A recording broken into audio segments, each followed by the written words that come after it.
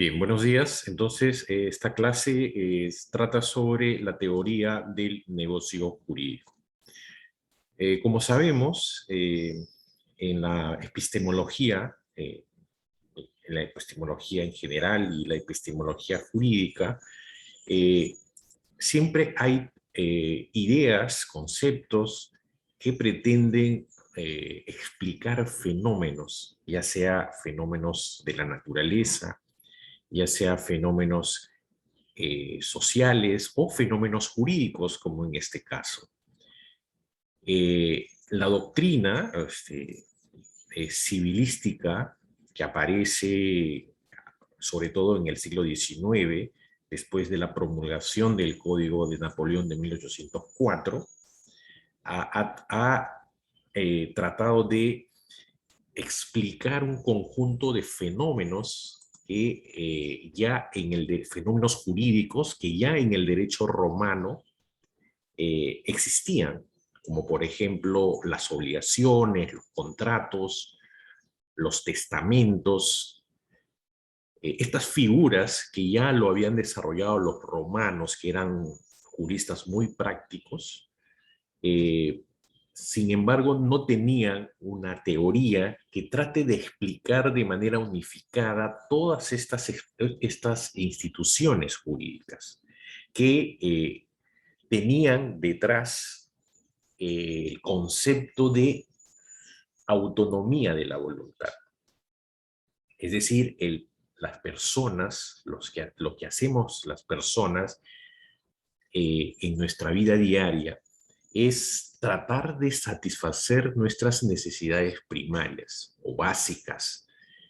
Y para ello es necesario relacionarnos con otras personas, realizar lo que se llama transacciones de carácter comercial para intercambiar bienes, de tal manera que uno pueda satisfacer las necesidades básicas, que es la alimentación, el abrigo, el techo, etcétera, etcétera. Entonces, estas ideas de la autorregulación ya estaban de alguna manera en el derecho romano institucionalizados en conceptos e ideas jurídicas, como el tema de la representación, el otorgamiento de poderes, los contratos. Entonces, en el siglo XIX, aparece una serie de juristas importantes, uno, primero, para tratar de explicar lo que son las ideas e instituciones y conceptos que aparecen en el código más importante que se da en el siglo XIX, que es el Código de Napoleón. Si bien es cierto, antes de este código ya se habían promulgado, sobre todo en los pueblos germanos, se habían publicado una serie de códigos civiles. Sin embargo, el que tiene una trascendencia a nivel mundial y que repercutió muy grande en Latinoamérica es el Código de Napoleón. Entonces, con este código aparecen una serie de juristas que conformaron una escuela llamada la Escuela del Exégesis, que trató de explicar el Código de Napoleón. Pero también esta corriente que aparece en Europa, esta irradiación que tiene el Código de Napoleón, no fue recibida de manera uniforme, sobre todo en Europa y sobre todo en Alemania. En Alemania se comenzó a discutir si era pertinente o no la elaboración de un código civil. Casi 100 años discutieron los alemanes después de la promulgación del Código de Napoleón de 1804 si era conveniente o no la promulgación de un código civil. Y ahí tenemos dos juristas que en el curso de Filosofía del Derecho lo vimos así a grosso modo, dos representantes de la escuela histórica del derecho, que son Savigny y von Heering. Ellos discutieron la pertinencia o no de un código civil para los alemanes. Ellos eran, sobre todo Savigny, era contrario a la elaboración de un código civil porque consideraba Savigny que iba a, de alguna manera, a truncar las aspiraciones y el derrotero normal de una sociedad, que es, él llamaba el espíritu del pueblo.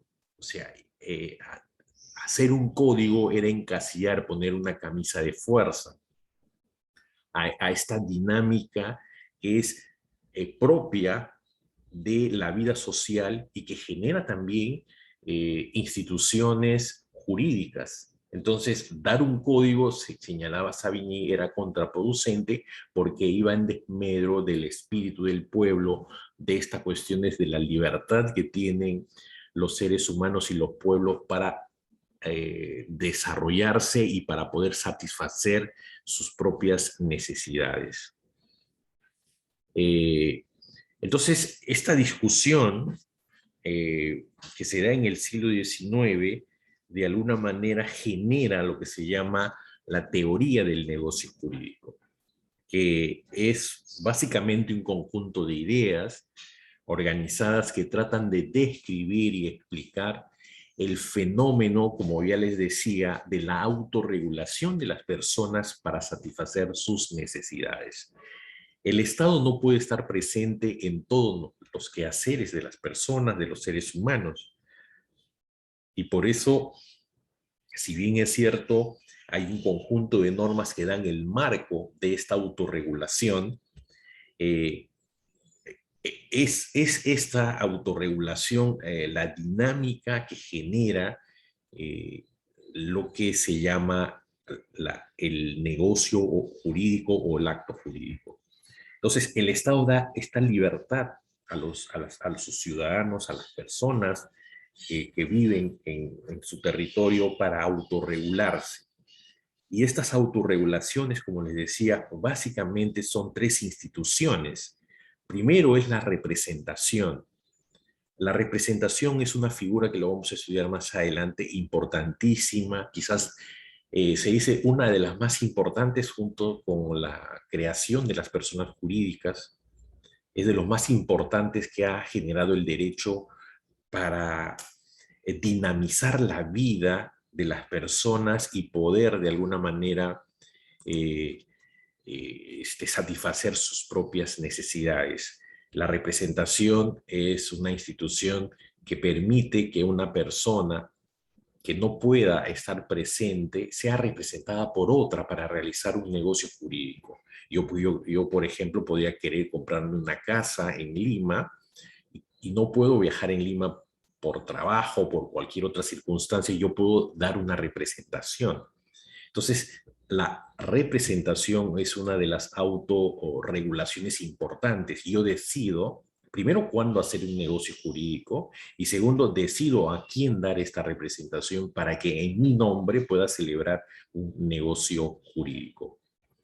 También está en el otorgamiento de testamentos. Las personas en su vida, las personas a lo largo de su vida, a partir de esta satisfacción de necesidades, y fruto de su trabajo puede generar riqueza y derecho genera riqueza.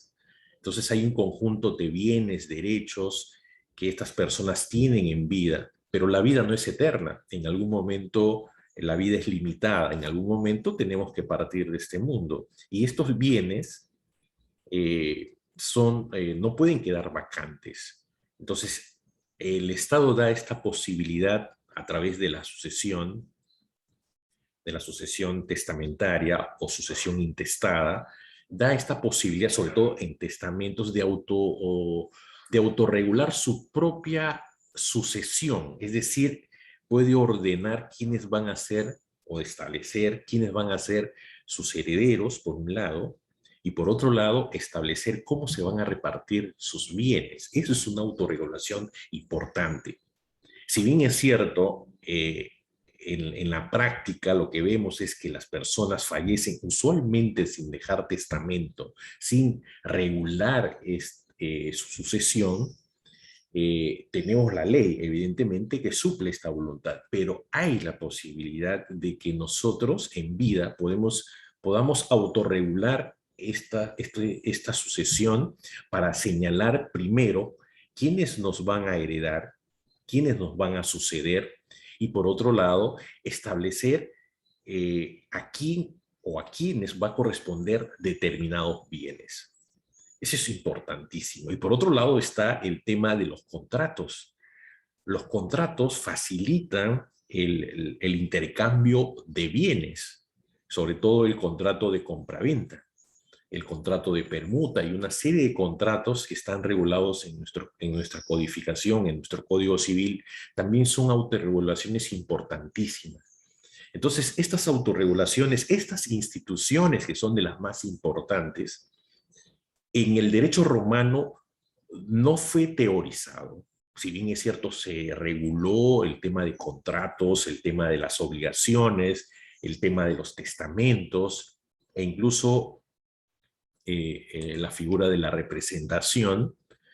Sin embargo, no hubo una teoría que trate de explicar de manera unificada estas instituciones del derecho privado, del derecho civil.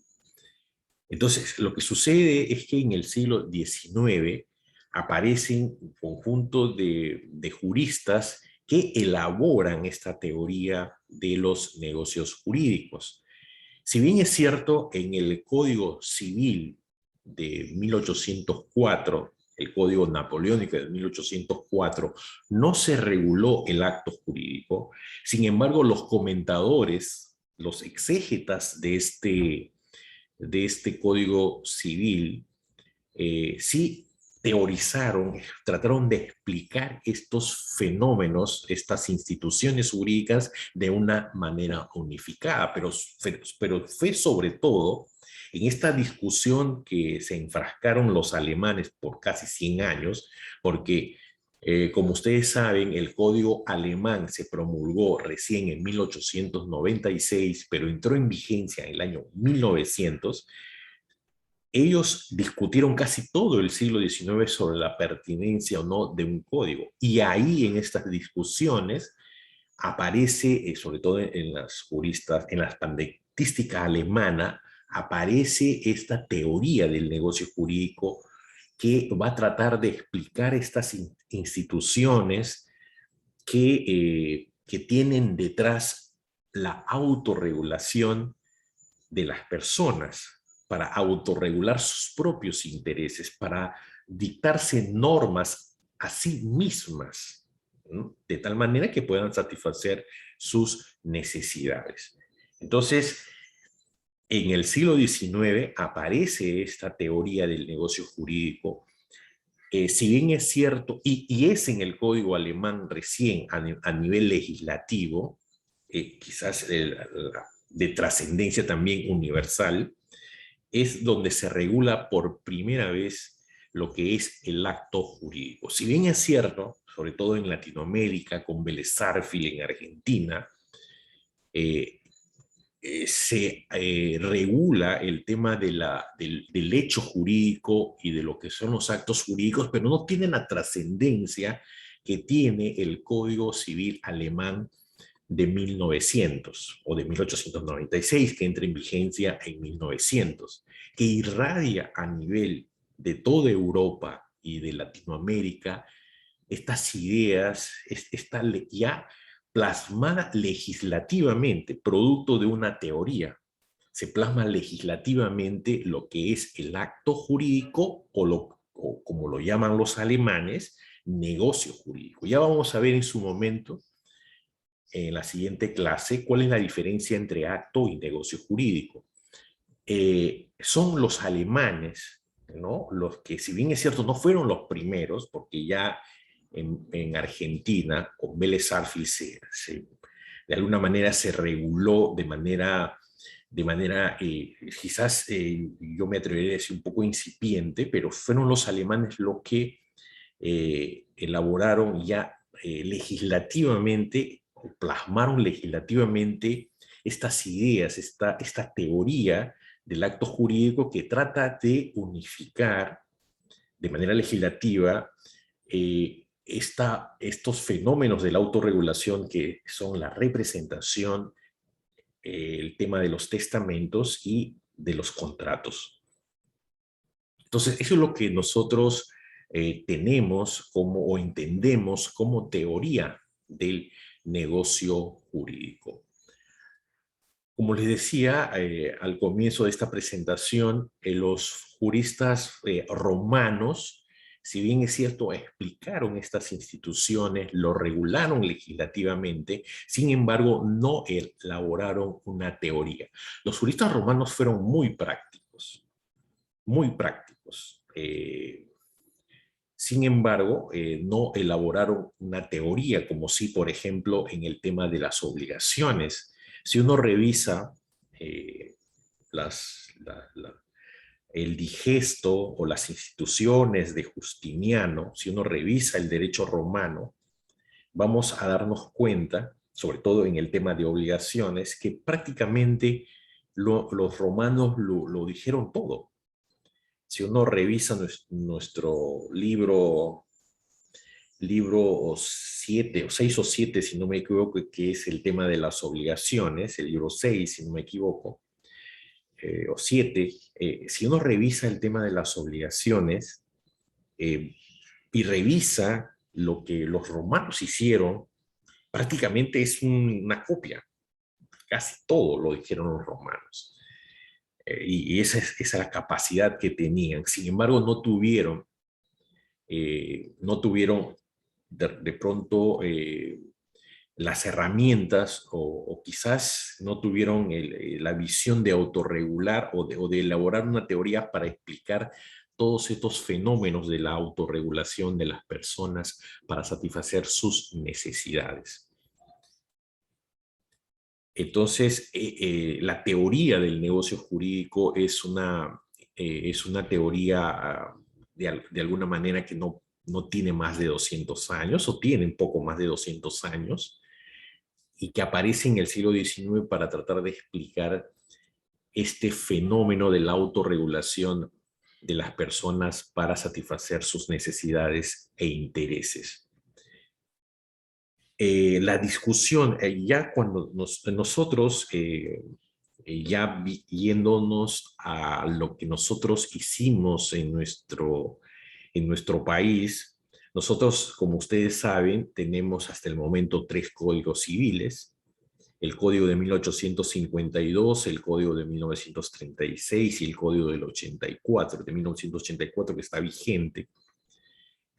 En el primer código peruano de 1852, que era un código que de alguna manera era casi una copia del Código Civil francés de 1804,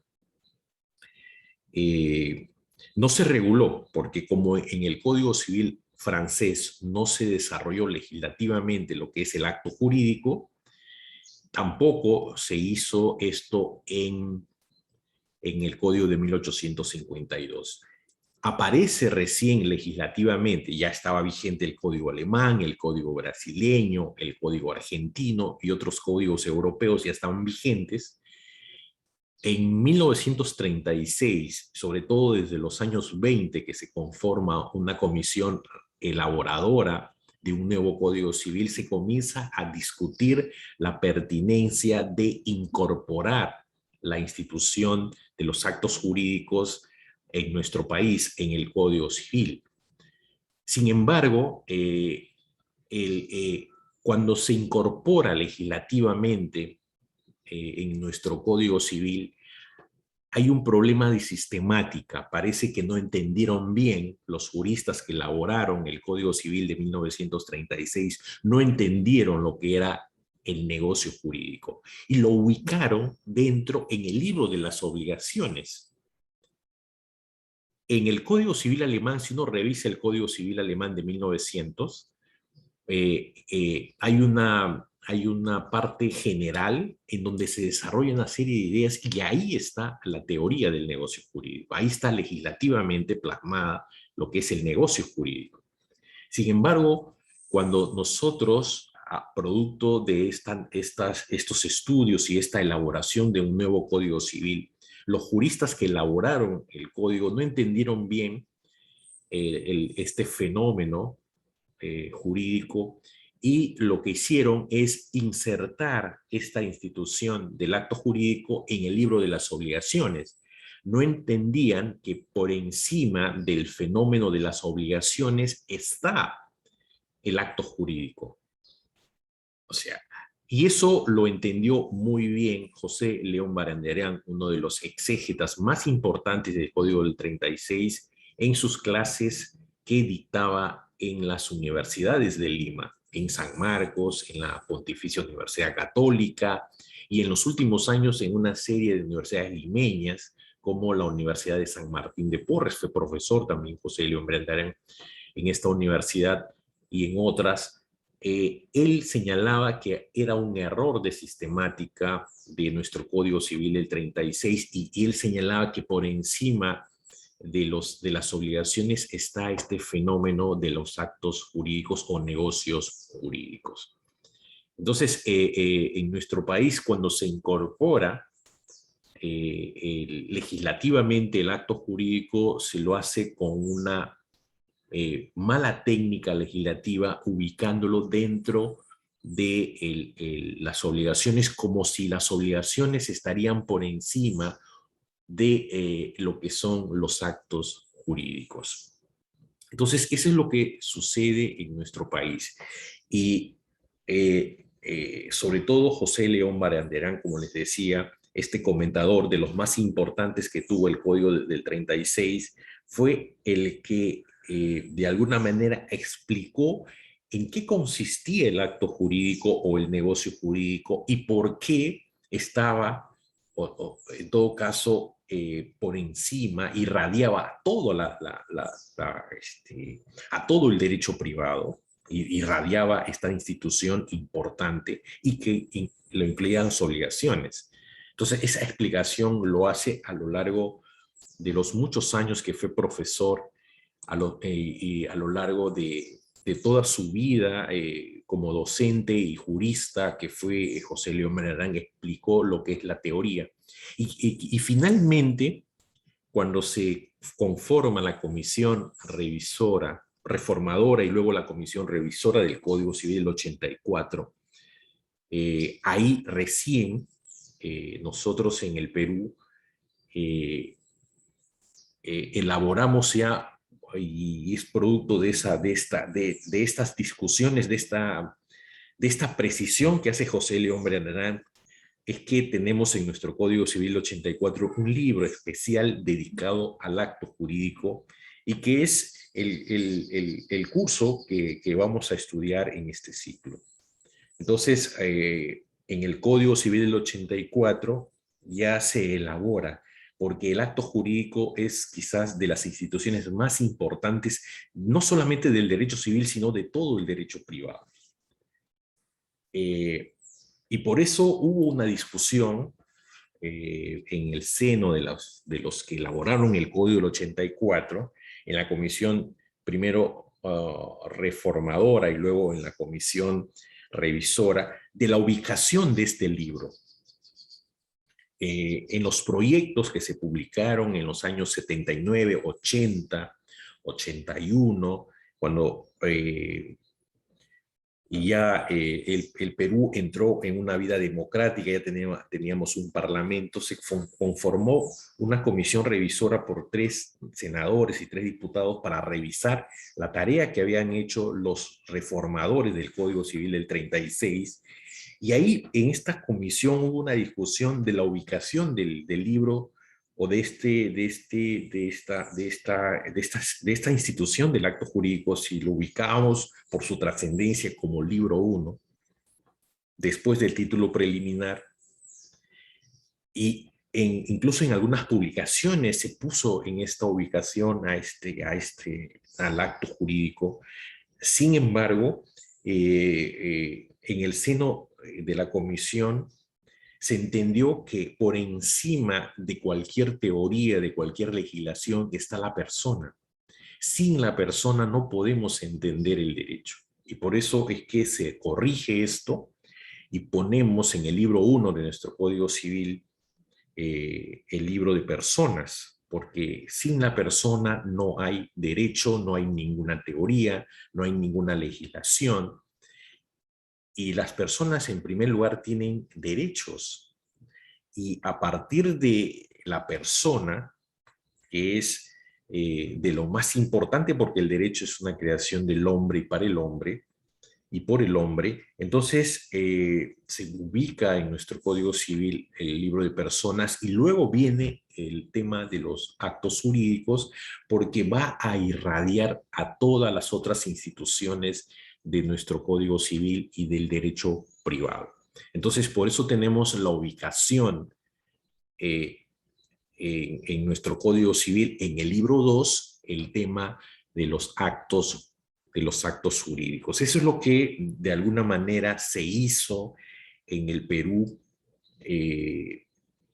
a lo largo de todos estos años que estuvo vigente, sobre todo el Código del 36, y que finalmente el año 1984, desde el 14 de noviembre del 84 que entra en vigencia este código, ya tenemos legislativamente esta figura del acto jurídico que es materia de nuestro curso.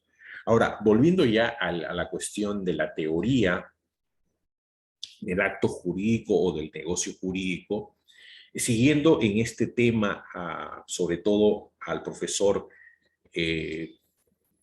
Vidal Ramírez, profesor que formó parte de esta comisión junto con José León Maranán, que era su discípulo, que formó parte de esta comisión revisora, reformadora del Código Civil, reformadora, porque finalmente ya estaba muy anciano, tenía de avanzada edad, José León Maranán, lo sucede en estas tareas el profesor Vidal Ramírez, y en su teoría del acto jurídico y luego en su libro de acto jurídico, él elabora algunas tareas que tiene esta teoría del negocio jurídico. Entonces, siguiendo a este profesor de universidades limeñas, sobre todo de San Marcos y de la Pontificia Universidad Católica del Perú, él señala que la teoría del negocio jurídico, en primer lugar, debe desentrañar la naturaleza misma del acto. O sea, lo que se discute en la teoría del negocio jurídico es decirnos cuál es la esencia de lo que es el acto jurídico y cuál es la diferencia con cualquier otra institución del derecho privado. Y ahí se va a discutir el concepto mismo de lo que es el acto jurídico y cuál es la diferencia que puede haber con el contrato, con las obligaciones o con cualquier otra manifestación de voluntad. También como tarea del negocio jurídico es radicar su esencia en la manifestación de voluntad. O sea, la teoría del negocio jurídico señala que lo más importante dentro de esta teoría es que la esencia del acto jurídico está en la manifestación de voluntad, porque cuando la persona se autorregula, tiene que manifestar su voluntad, y lo más importante en el derecho es la manifestación de la voluntad, la expresión de nuestra voluntad. Porque uno puede tener ciertas ideas internas, pero si no lo manifiesta, no le va a interesar al derecho, y de hecho no le interesa al derecho. Yo puedo tener muchas ideas, muchos pensamientos, pero si yo no lo manifiesto, entonces no le interesa al derecho. Entonces, en el fenómeno de los negocios jurídicos, lo más importante es que la esencia de este fenómeno jurídico, de esta institución jurídica, es la manifestación de la voluntad jurídica. Por otro lado, la teoría del negocio jurídico también tiene como tarea establecer los requisitos para su validez y eficacia. Los negocios jurídicos, cuando se elaboran, tienen que cumplir ciertos requisitos. Si se cumplen estos requisitos, como señala, por ejemplo, el artículo 140, entonces estamos frente a un negocio válido. Ahora, no siempre validez implica eficacia. Hay negocios jurídicos que son válidos, pero que son ineficaces. A veces, y sobre todo por la propia voluntad de los celebrantes. Yo puedo establecer, por ejemplo, yo puedo celebrar un negocio jurídico, un acto jurídico, cumpliendo todos los requisitos de validez. Pero yo le puedo incorporar una modalidad, yo puedo incorporar un plazo. Yo puedo decir, yo puedo celebrar el año 2022 un acto jurídico, una compra-venta de mi casa, pero yo puedo establecer que va a producir eficacia este negocio jurídico a partir de enero del año 2032, luego de 10 años. Entonces, yo tengo un acto jurídico válido, pero ineficaz, sobre todo en este tiempo y a lo largo de 10 años. Entonces, no hay que confundir validez con la eficacia que tienen los negocios jurídicos. Ahora, hay negocios que evidentemente son inválidos cuando no cumplen los requisitos y por tanto son ineficaces, no producen eficacia, sobre todo en el mundo jurídico, pero en la realidad material, en la vida, en lo que nosotros podemos sentir, sí produce efectos materiales, se dice. Hay una eficacia material. Los actos nulos o inválidos producen o sea, tienen una eficacia material, no jurídica. No jurídica, hay que entender también esto bien, no jurídica, porque a veces a través de un acto nulo se pueden hacer transferencias y finalmente se puede sanear ciertas nulidades o si se quiere, ciertos negocios que han nacido o con defectos o que han nacido muertos, que no son válidos porque no han cumplido los requisitos, pero que han producido efectos materiales, no jurídicos. Entonces, esta discusión que les acabo de decir, esta discusión lo hace la teoría del negocio jurídico. También otra de las tareas que tiene el negocio jurídico es su interpretación, es decir, cómo debemos interpretar los actos jurídicos. No es lo mismo la interpretación de una ley que busca desentrañar la última voluntad de la ley o del legislador. En el caso de los negocios jurídicos, lo que se busca es desentrañar la voluntad de los negociantes, de las partes que han celebrado el negocio jurídico. Evidentemente, la tarea interpretativa tiene un marco teórico que puede ser aplicado tanto a la interpretación legal como a la interpretación de los negocios jurídicos. Sin embargo, hay algunos matices y sobre todo cuando se incorpora normativamente el tema de la interpretación de los actos jurídicos, hay una discusión si estas normas son imperativas o no, si solamente son referentes o no. Hay una posición mayoritaria en la doctrina que señala que las normas de interpretación que están en el Código Civil son obligatorias, son imperativas y el juez y los operadores jurídicos están obligados a realizar.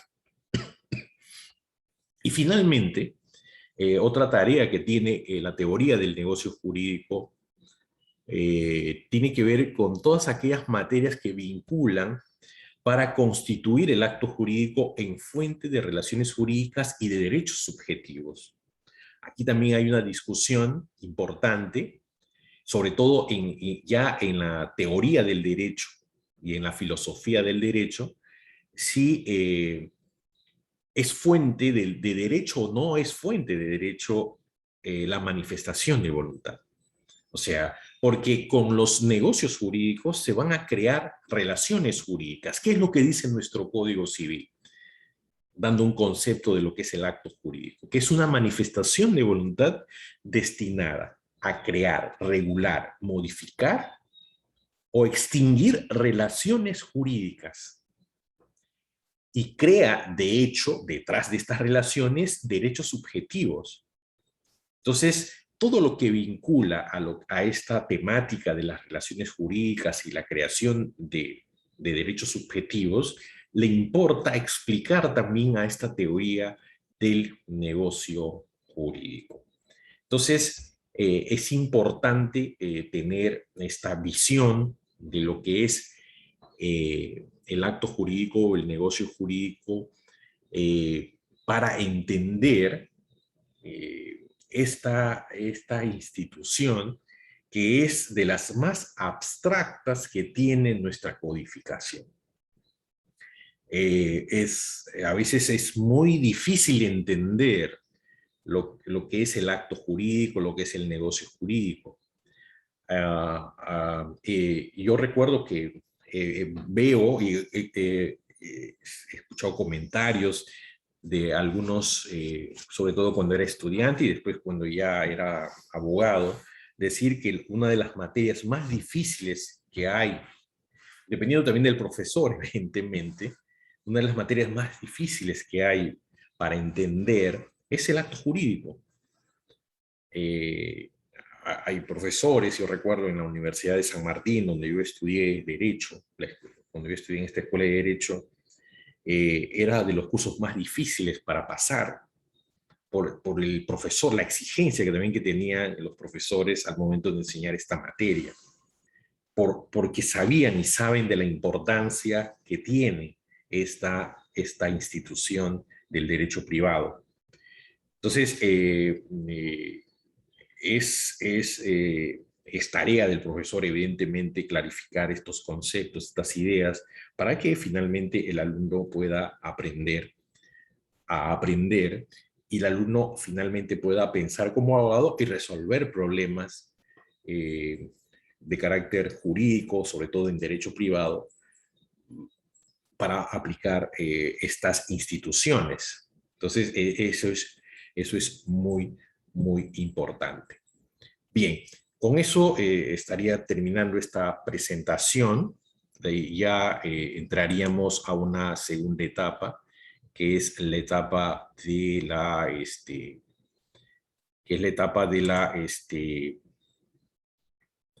de las preguntas, de los comentarios que ustedes pudieran tener a bien. ¿Ok? Entonces, con eso estaríamos terminando la presentación y entramos a esta segunda parte de las preguntas y comentarios de ustedes.